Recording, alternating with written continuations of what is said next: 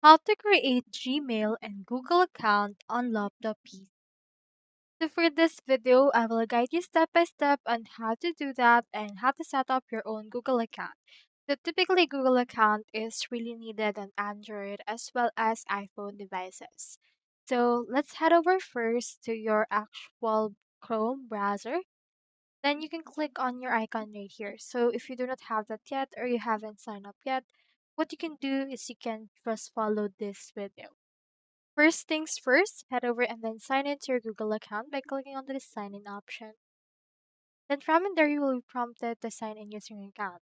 However, since we want to create the Gmail account, we need to click on this create account option and choosing here this right there.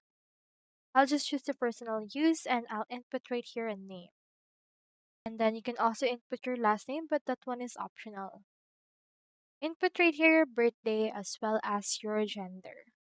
So let me input here mine and click on next. After that, you can use in here your own username for your Gmail address. So for this case, for example, let's input a sample right here. And then it should be able to show up if it's available. You can click on next option right here. So if it's taken, you can see the available username right here. And you can just try if that can be added. If that's available, you should be able to see in here this password option.